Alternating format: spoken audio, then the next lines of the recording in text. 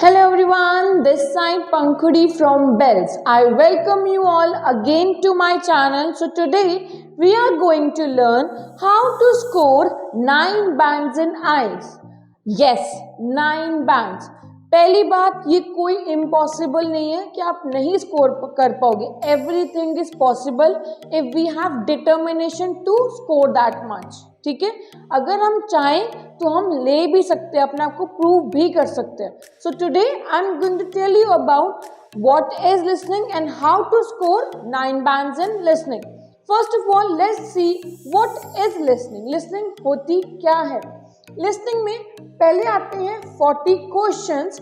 40 questions हमें attempt करने होते हैं अपनी लिसनिंग के अंदर, और जिसका टाइम लिमिट होता है वो होता है 40 मिनट्स. 40 मिनट्स में ना, अब यहाँ पे हमारे पास आते हैं 2+ पॉइंट्स जब भी हमने लिसनिंग करनी है. Yes, 2 golden opportunities. पहली अपॉर्चुनिटी कि हमारे पास ना 40 मिनट्स में 30 मिनट्स तो हमारी ऑडियो प्ले होगी.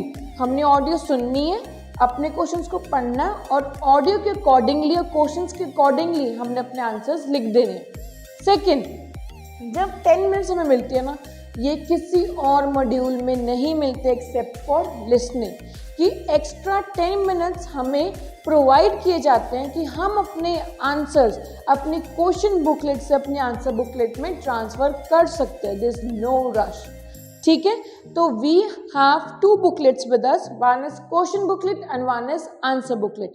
तो आप अपने आंसर बुकलेट में पहले, जैसे हम सुनते हैं, फ्लो में लिख सकते हैं अपने आंसर बुकलेट में जैसे मर्जी लिखो.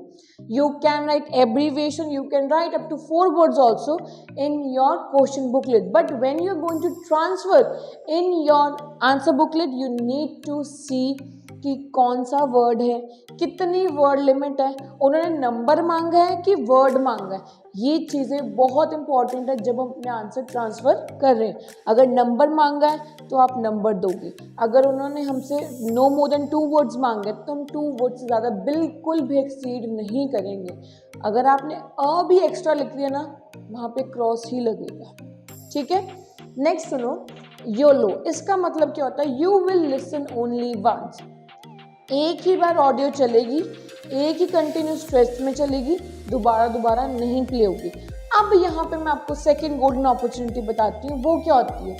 हमने ये नहीं तो 30 मिनट्स में 1 to 40 क्वेश्चन सारे एकदम ही प्ले कर देंगे. No, they will give you some time कि आप पहले थोड़ा टाइम लो, अपने क्वेश्चंस पढ़ो, and then your audio will be played for you. So you have some time to read question first and then you will answer those question.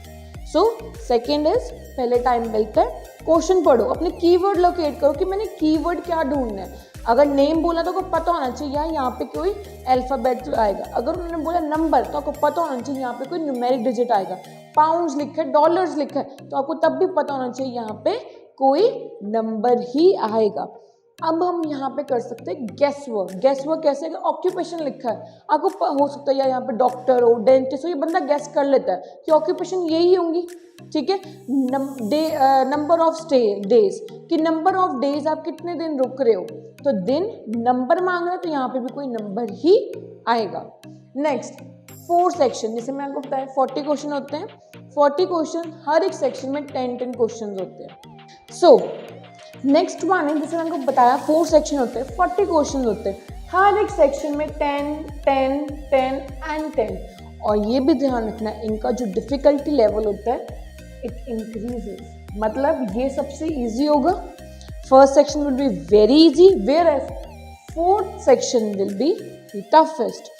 क्यों toughest होता है? पहली चीज़, यहाँ पे जो हमारी स्पीड होती है, लिसनिंग जो स्पीड होती है वो बहुत नॉर्मल होती है. हम क्लियरली सुनता है, और वो 5 क्वेश्चंस में होता है.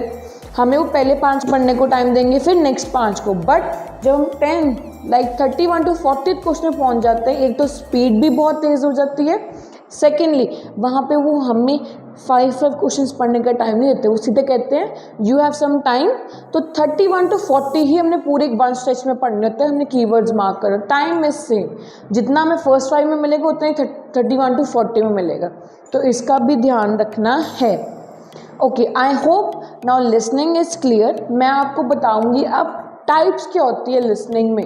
Okay, so types of question in listening, generally यही टाइप्स होते हैं जो आपके लिसनिंग में आते हैं, that is fill in the blanks.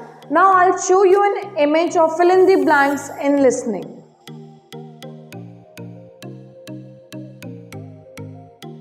So next one is MCQs. Let's have a look.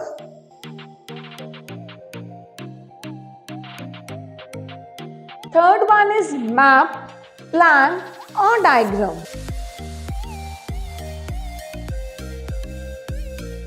ये क्या होता है, इसमें मैप होता है, प्लान होता है, डायग्राम जैसे हमें बताया गया हो, कोई डायग्राम बनाया हो, this then this and then this, या फिर मैप बताया हो किसी भी एरिया की, आपने लोकेशन मार्क करनी है कि कैफे कहाँ है, होटल कहाँ है, वॉशरूम कहाँ है, तो आप वो हर चीज़ मैप में लोकेट करके बताओगे. या फिर कोई चीज़ आप बता दोगे उधर कि यहाँ पे आपका स्केयर क्रो है, यहाँ पे मेज है, यहाँ पे फार्म लैंड है, ये हर चीज़ आप मैप प्लान या डायग्राम में करोगे. Next is matching. Now a set of list will be given to you and you will be given certain question that you have to match. जैसे पेपर मैच दी फॉलोइंग करते हैं, वैसे ही यहाँ पे हमने मैच करना है कि यार ये चीज़ किसके साथ मैच हो रही है. ठीक है. नेक्स्ट इज समरी या फिर सेंटेंस कंप्लीशन. समरी और सेंटेंस कंप्लीशन क्या होती है, it is you can say a sister of fill in the blanks. आपको वहाँ पे ना एक समरी या एक आपको पैसेज सा दिया जाएगा, उसमें आप उन्होंने ब्लैंक्स छोड़े होंगे, आपको वो फिल करने हैं. So now I will be telling you how to score 9 bands in IELTS listening, and that is, पहली बात जब भी हमने लिसनिंग करनी है ना, हमें स्पेलिंग्स आने बहुत ज़रूरी है. आप कहोगे मैम आंसर तो मैंने सही लिखा था, उन्होंने गलत करी, सिर्फ मैंने एस नहीं डाला या फिर मैंने आर की गलती कर दी. ये चीज़ें आपको बहुत बहुत ध्यान से करनी है कि स्पेलिंग वहाँ पे गलत ना हो. कोई फ़ायदा नहीं होगा आपको पता चल गया आंसर क्या है, आपको पता है कि आंसर आपको यही है, you are very sure, but spelling नहीं आते, so there is no fun of doing that thing. आप पहले अपनी स्पेलिंग को प्रैक्टिस करो. मैं कहूँगी कि आप ये चीज़ कर लो, आपको स्पेलिंग आ जाएगी, ऐसा नहीं होगा. It needs continuous practice. कि अगर आपको उन्होंने स्पेलिंग में आपको लिस्ट प्रोवाइड कर सकती हूँ, you can take the list, वो सर्टेन लिस्ट में आपको आज लिंक शेयर करूँगी नीचे, आप उस पर खोल के देख सकते हो. वो आपको क्या करना है, आपने वो जो लिस्ट है ना रोज़ प्रैक्टिस करो, बिकॉज जो लिसनिंग होती है ना, इनकी जो वर्ड्स होती है वो रेपिटेशन में आते हैं, सेम वर्ड्स ही आएंगे. सो मेक श्योर कि आप वो लिस्ट एक बार पढ़ो, 3-4 बार प्रैक्टिस करो, स्पेलिंग देख देख के लिखो या रिवाइज करो, but make sure that spelling which ever you right should be absolutely correct. Next is S and E S. इसका बहुत ध्यान रखना है, बच्चे एस लगाना भूल जाते हैं. मैं कहूँ there are many dash in the playground. अब मैंने बोला देयर आर मतलब बहुवचन, तो एस लगना is mandatory. There are many students in the playground. S आप लगाकर आएंगे पेपर में, नहीं लगाओगे कोई फायदा नहीं, क्रॉस ही लगना है. Next is keyword. जब हमें टाइम मिलता है, आई टोल्ड यू बिफोर कि हमें वो टाइम देते हैं, you have some time to read question, तब अपने कीवर्ड बहुत ध्यान से मार्क करने हैं कि यार मैंने यही अपने पेपर में ढूंढना है. This is what question ask. ये हमसे क्वेश्चन मांग रहा है तो हमने वही वर्ड मार्क करना, सब कुछ मार्क करना है, कोई फायदा नहीं होना. There should be only 1 or 2 keyword in your one each, और I can say in each question. Okay, keyword आपने अपने उसमें मार्क कर लिया and then you can easily find your answer. Now next is accent. बहुत बच्चे confuse होते हैं, मैम हमें उनको एक्सेंट समझ नहीं आ रही, वो बोल क्या रहे हैं. सो इसके लिए I can only give you one solution and that is practice the last 2 passage again and again.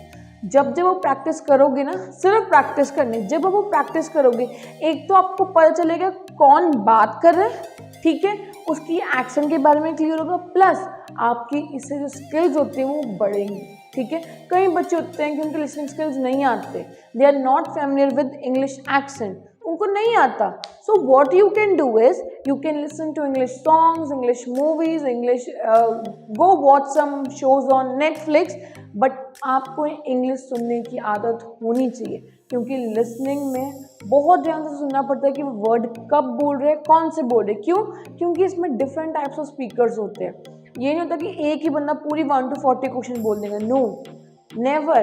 इसमें क्या होता है कि डिफरेंट लोग बात करते हैं, for example 2% talking, 3% talking, 4% talking.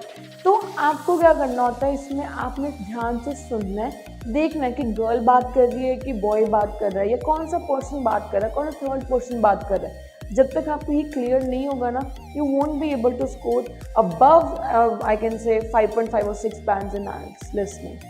ये आपको पता होना बहुत ज़रूरी है।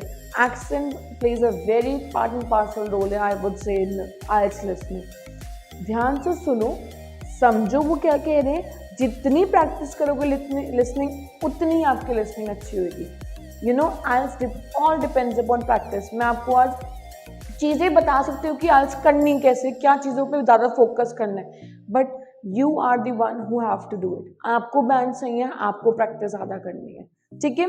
Next is preposition. A lot of children ask me कि मैम कैसे करना होता है, प्रेपोजिशन लिखनी होती है कि नहीं लिखनी होती। गाइस सी, अगर उन्होंने वहाँ पे लिखा हुआ है फॉर एग्जाम्पल इन, ठीक है, उसके बाद उन्होंने कुछ भी नहीं लिखा, ठीक है, तो आप इन ऑलरेडी प्रेपोजिशन लिखी हुई है, so you won't be writing, ठीक है। हाँ, अगर उन्हें सिंपल सेंटेंस ही दे दिया तो अब आप लिख कर आओगे। For example she lives in London, तो अगर उन्होंने इन लिखा हुआ तो आप सिर्फ लंडन लिख कर आओगे। अगर इन नहीं लिखा, शी लिव्स आगे खाली ब्लैंक छोड़ दिए, then you will write in London. Same goes for dollars और पाउंड। बहुत बच्चे पूछते हैं मैम डॉलर लिखना है कि नहीं लिखना। अगर बच्चे वहाँ पे लिखा हुआ है डॉलर, पाउंड लिखा हुआ है, तो आप नहीं लिख कर आओगे। अगर नहीं लिखा, देन यू विल राइट और you will make a sign of it. Clear? Now moving towards next, word limit, very important. I told you first also word limit is very important. अब ना what is word limit?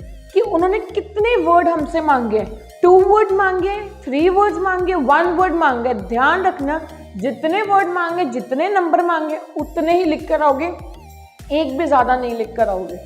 Okay, अगर लिख कर आओगे तो cross ही लगना है। There is no fun of doing it. Now, last thing that you need to remember while doing listening or while I say transferring your answer, make sure ये आपकी line होती है लिसनिंग में, है ना, आंसर शीट में ये line होती है आपकी। अब आपको लगा कि मैम मेरे MCQ का आंसर ई है, आपने लिख दिया ऐसे ई, कभी मत लिख कर आना। देयर आर सम चांसेस कि कंप्यूटर को ना समझ आए, मिक्स हो जाए लाइन, वो क्रॉस कर देगा। So it is advisable to always write between the line. जैसे अगर आपने ई लिखना है, ऐसे लिख कर आओगे ई, ऑलराइट। ई आपने ऐसे लिखना है, सारे आंसर्स आपने एक तो कैपिटल में लिखने और बिटवीन द लाइन, ना ऊपर टच होना चाहिए ना नीचे टच होना चाहिए। I hope listening module is clear to you. If you have any doubt related to listening module or anything in IELTS PT study visa, do comment in the comment section below. I will be very happy to answer all your queries. Do follow Bells Overseas for more informative video. Bye everyone. Take care. Business or call us for visa services. Follow us on our social handles for offers and new updates.